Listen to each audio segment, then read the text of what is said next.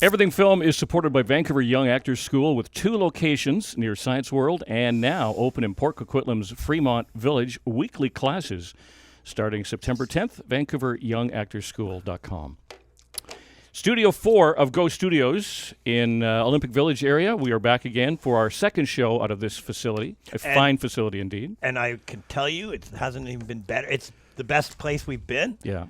It's got enough room for everybody. We've got terrific guests, and I couldn't wait to get back here, to be actually. And catering coming soon. Oh, yes. Unfortunately, not in time for our guest, Nelson Leis, who is an actor, writer. Pretty full resume. One thing I want to pull out from your resume. I see that you've worked with Kevin Bacon, so you can connect yourself to everybody in the world now. Everybody in the world. Absolutely. You, your mother, everybody. Yeah. Yeah. So it started off. You were fascinated. We got the bug, I guess, in high school, or you started in theater. And what? Because I mean, when I went to school, and there were schools then. You were either a jock or you were not. And if you weren't a jock, you probably got into something that maybe you didn't want to take at first, but you realized, man, this is valuable. Yeah, well, my mom actually worked at the CBC down here in the 80s producing French news. And I would go there after school, walk around those big cavernous hallways, just ambling around, looking at the film equipment and the sound equipment. And I met Michael J. Fox there. And that sort of opened up the world to me, like, oh, this is like, you can do this for a job. Oh, okay, that person I see on the TV is here in real life in front of me right now. Okay. So that sort of started to pique my interest, and I started walking down that path of being, I was a kid at the time, so I wasn't walking down the career path, but it made it kind of this real world, tangible thing. And so at an early age, there was an interest there. But the intimidation of people, like, when somebody comes into a room and they like Michael J. Fox might be one, and he's a personality. Oh, you know what I mean? It's just like, whoa, like that guy was destined to be that, right? So it's like you had to have a bit of confidence yourself to say, I could do this. Yeah, it's funny. Like, people think actors are super confident people. I was a really shy kid. Really? But there was this other thing. There was this, like, obviously this greater force that was greater than my shyness. That's sort of how I explain it. I was shy. I didn't have a voice, but there was this other voice inside of me that was like, well, just stay with it. Just put one foot in front of another. It'll turn into something. So I guess the drive was greater than the fear or the apprehension. So on that note, let's go one further. So, life is a bunch of escalations and and falls. So let's go back. Yeah. So back even with your mom and all that. Yeah. When do you think your first little, like, where you went, I did it, I got something, I'm sure you've had many, but let's go back to the first. Like, where do you think it was, like, I just got something, or I got to say something, or they took me serious? I mean, there were a few jobs, I guess you call them, but I did have a job when I was like a year old, but I don't think at that point I was like, yes, I did it. I was in a student film at SFU that my mom was in, and I was actually on Sesame Street doing voiceover at like 10 years old. But the first time, I auditioned for something and actually got it was a commercial, and by then I think I was like 17 years old. But I did plays in high school. Right.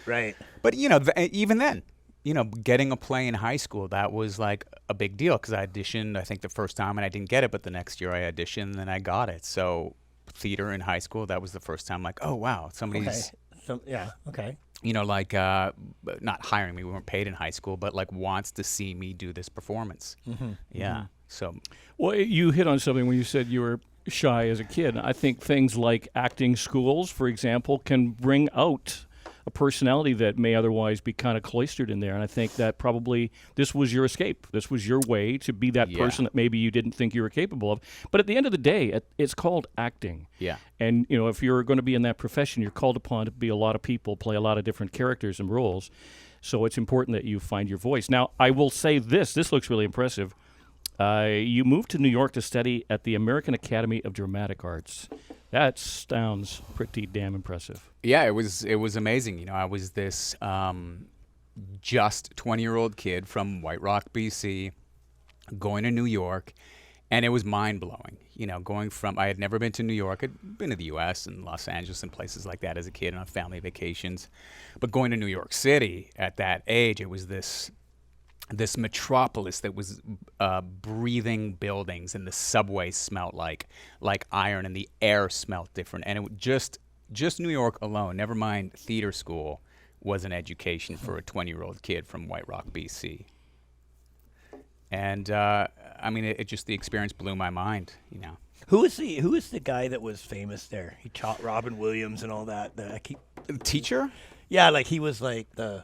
Oh well, that wasn't. You're probably thinking of maybe Lee Strasberg. That wasn't where Lee Strasberg taught. He had the actor studio. It was John.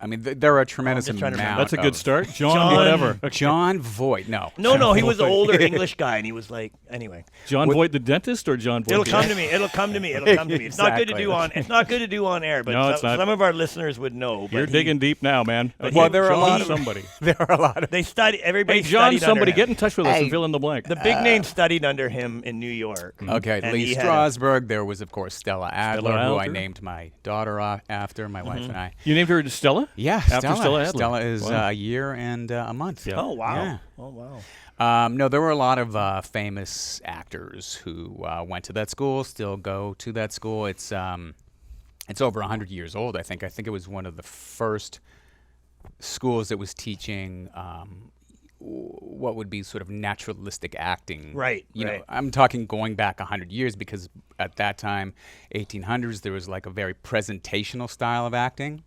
Mm-hmm. And this is right before Stanislavski came to North America. The American Academy had just started to sort of teach in that way. So what percentage do you think you actually learned, or you had, or it was just like good to put on your resume? You know what I mean? Like, because some people had it on their resume, but they couldn't act. So yeah, you had to do it, right? You know what I mean? Yeah. I mean, like I said about New York in itself was an education. Like, you know, I was this young actor there who was just, you know, there was a technique. Obviously, there was a curriculum that I was learning and applying myself to.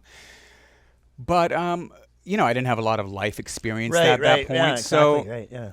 I mean, you know, I do think about this sometimes. The teachers that I have subsequently studied with, I have maybe assimilated their teachings in a fuller capacity, in a better way than I did when the you were teachings there. when I was 20 years old. That's but interesting, New yeah. York and Yeah. going to see theater and just being in the sort of milieu of all these people who I admired, that seeped into my bones. Mm-hmm. Milieu is a great word. Did you find New York was the concrete jungle where dreams are made of? Did you find that? Yeah, I mean, it was crazy. I mean, even at the time, I think there was the proximity to greatness. I think Jane Fonda's son was studying there at the time. Rob Lowe's brother was studying there at the time. I was on this bus. I was super nervous. Like, there was a bus full of students who were just doing the initiation, and I'm talking to this guy next to me who's this super handsome guy with this big, gorgeous head of hair, and I'm like, hey, so have you ever acted before? And hey, what's your name? And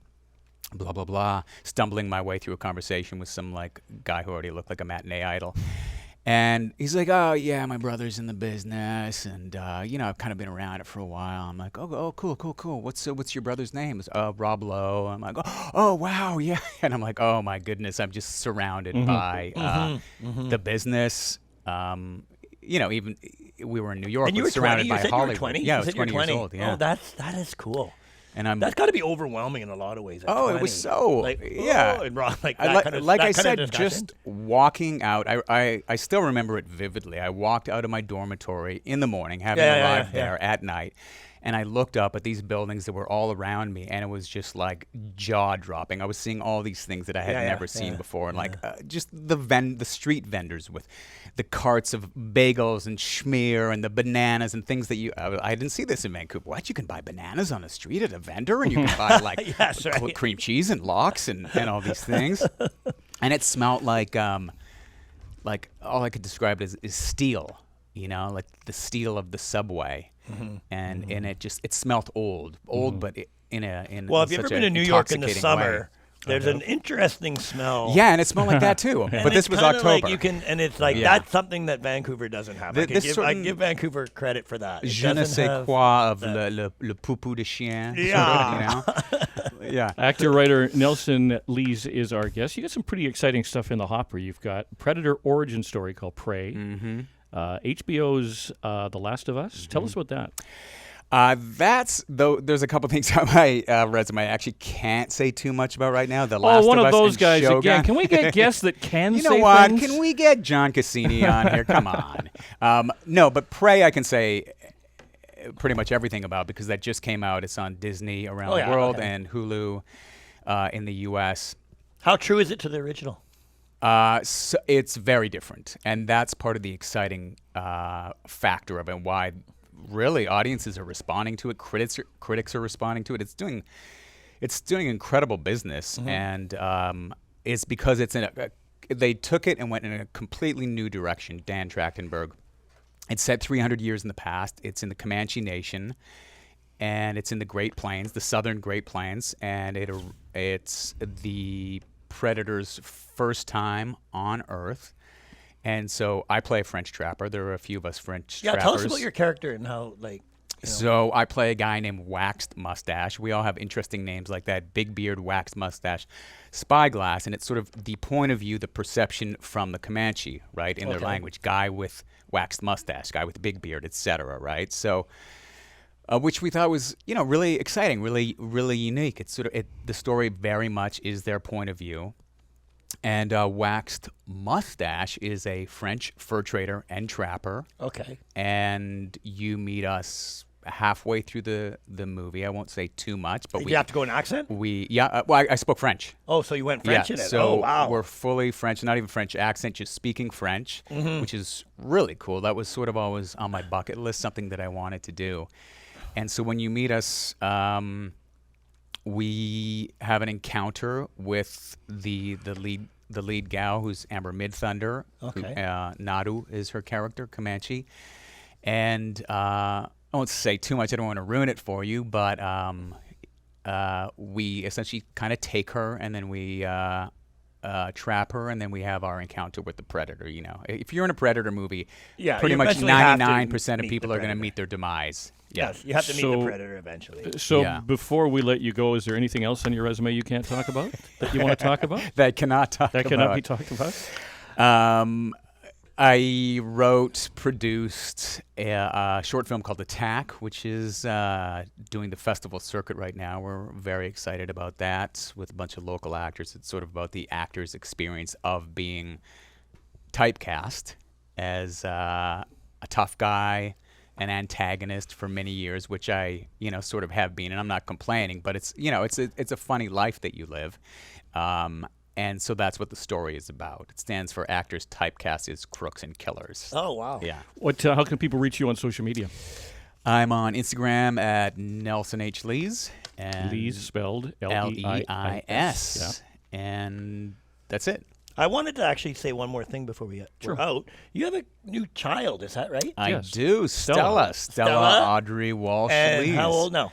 She's 13 months. Congratulations. Thanks, buddy. That's going to be a Stella. lot of fun Exactly. times. Yeah. That's why you named her that, right? You just want to be able to... And then you've got parents that- that are in the business. Yeah. Oh my God, that poor child. He is Nelson Leis, actor, writer. herself. Thank you so much for joining us, Nelson. Thanks so much, my friend. Thanks so much, you guys. Appreciate it. Everything Film, sponsored by Agencyclick, is supported by Vancouver Acting School, where you can attend everyday class in an active casting studio, working alongside industry pros in a real-world environment. Visit VancouverActingSchool.com.